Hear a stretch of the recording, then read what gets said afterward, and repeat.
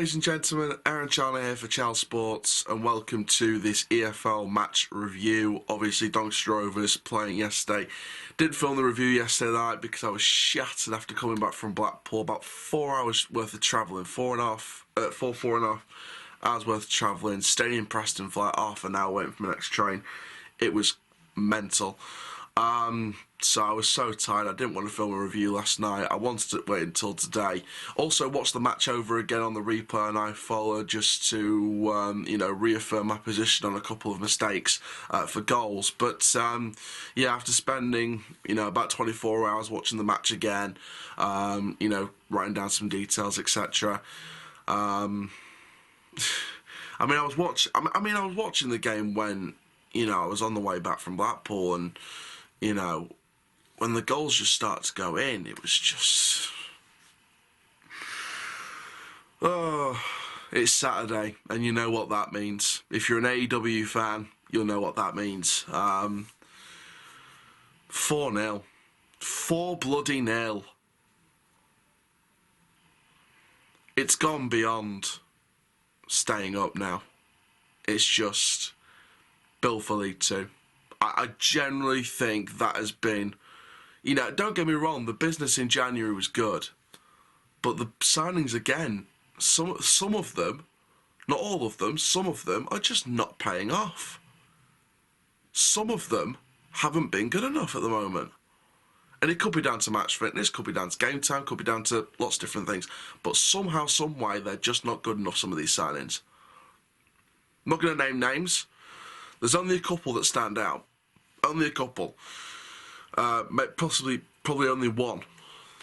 One of them made a mistake for the second goal. Who was playing a left back, so who made that mistake. It's just... And the bad thing is, the first half, if it wasn't for Dadu not hitting the post, if Dadu didn't hit the post and it actually went in, we could have had a lead to take into that second half. To do it the post, we had a couple of chances where we should have, taken them. It was a chance. It was a question. It was the case of not taking our chance in the first half, and then what happens in the second half? Concede a goal, we fall apart. 1, 2, 3, 4. Second goal, like I said, Jackson was responsible for that, heading it into the path of Hurst. Just unbelievable mistake. Third goal should have been better marking. And of course, the third goal had to be scored by Ed O'Brien, didn't it? The guy that Sunderland screwed up the paperwork for, otherwise he'd have been our player by now. Of course, it had to be O'Brien that scores against us. What might have been?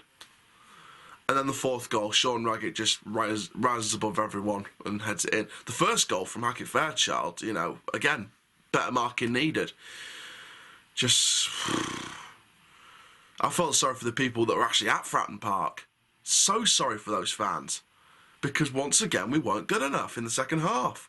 It's a tale of two halves. We are the Jekyll and Hyde of the English Football League.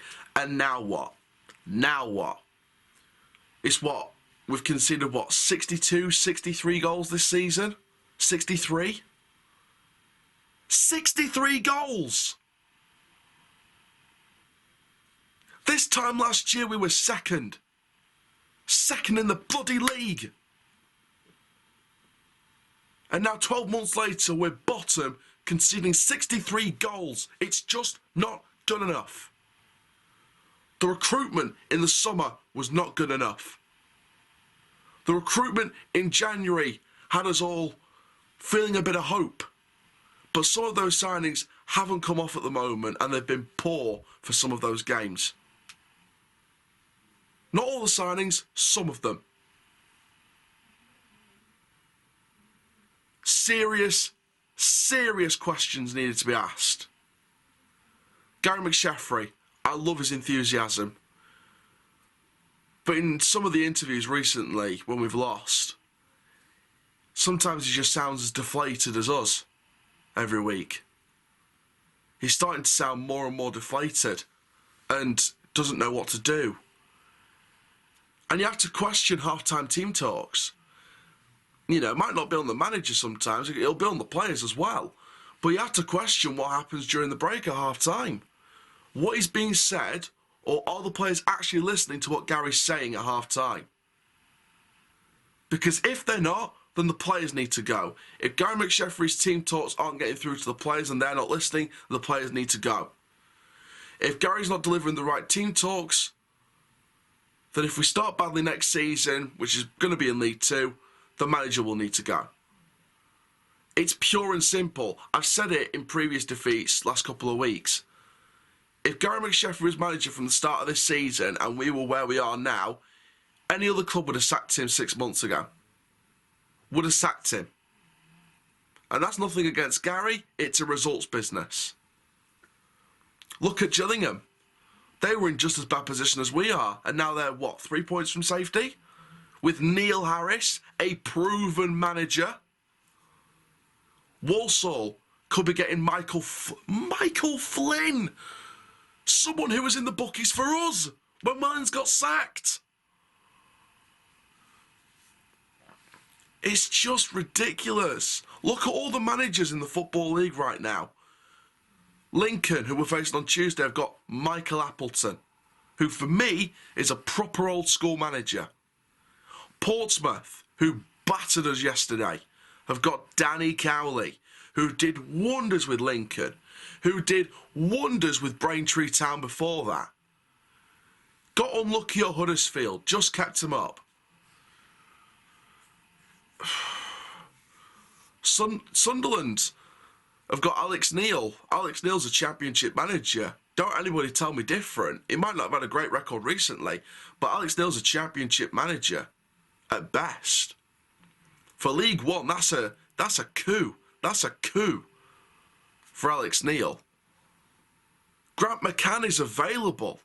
People don't like the way he left us, but I would take Grant McCann any day of the week right now. But would he come to us in our position? Would he? Heck. Would he? Heck.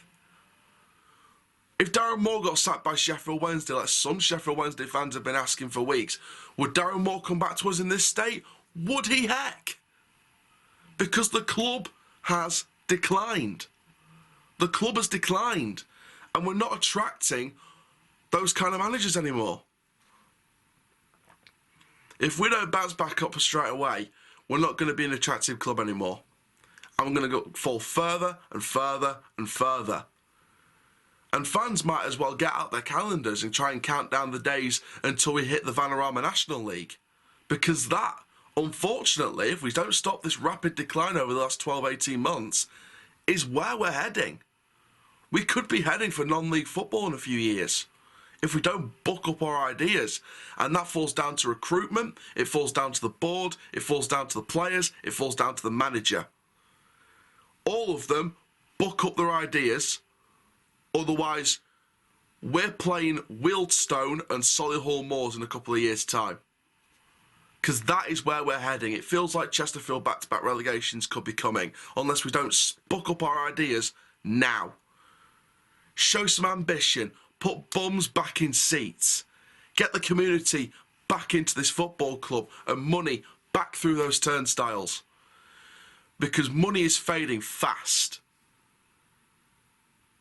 Money is fading fast. And don't, you know, if the club could come out all they want and say, well, if the fans backed us, you know, we would have had more money come through the gates. Do something to make them back you. We can't just do it all ourselves. The club have to take some responsibility and do it themselves as well. And it becomes a domino effect then. Find ways to get money through the turnstiles. Find ways to get Doncaster people back into this football club and back into this fan base and back into this wonderful team that I've supported for 18 years.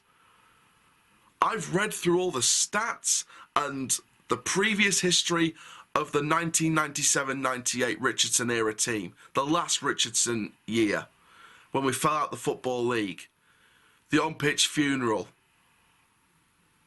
the burnt-down stand, the pitch invasions, the Mark Weaver outs, the Ken Richardson outs, the board has to go. I saw all that. I wasn't alive to see that, but I read through and I saw what was happening. In terms of a playing team, this season is just as bad, maybe if not, and some people, some Richardson era fans have even said this to me in the past, even before today. People from the Richardson era have said this team, including Richardson era team, is the worst team in Doncaster Rovers history. If you're a player and you are playing in what people have branded the worst Doncaster Rovers team in history, how would that make you feel? As a player, if you care about the love of the game, you'd feel embarrassed, you'd feel ashamed, and you'd come out fighting week in, week out. If you were a player that did not care, wanted your couple of grand a week wage at the end of the week, and just didn't care for the game and just cared about the money, you'd ignore all that and keep playing the way you are. The players have to decide what they are now. Are they don't care money grabbers, or are they passion-hungry fighters? Weigh up the scales, and players, this is my message to you, decide which side you're on. Are you passion-hungry and you're desireful, or are you a greedy money grabber that only cares about money rather than the sport? Pick which side you're on, because if you're a money grabber, get out. If you're a passion-hungry player, stay and fight.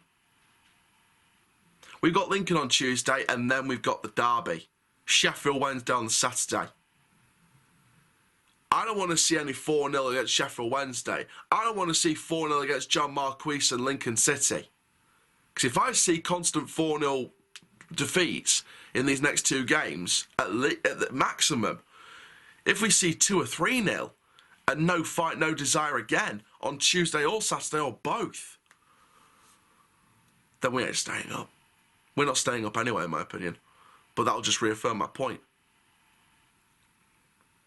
And if you don't come out fighting for it, then the scales might actually decide what side you're on for you without even saying anything. If you're not a money grabber that doesn't care about the game, then you may be automatically decided on that side if you don't show any passion or fight in these next two games. It's as simple as that. But in my opinion, kiss goodbye to League One football next season. We're going to be in League Two. We're going to have to suffer through League Two. We're going to have to face the teams like... who can we face next season? Chesterfield if they go up. Stockport County if they go up. Boreham Wood, Wrexham. Notts County, Bromley. Grimsby if they make the playoffs. Stay in League Two. Stevenage. Bradford. Barrow. It just gets worse and worse, doesn't it? Thank you guys for watching this review. Make sure you do like, comment, subscribe, click the notification bell so you never miss a YouTube video. My name is Chelsea Sports. Goodbye.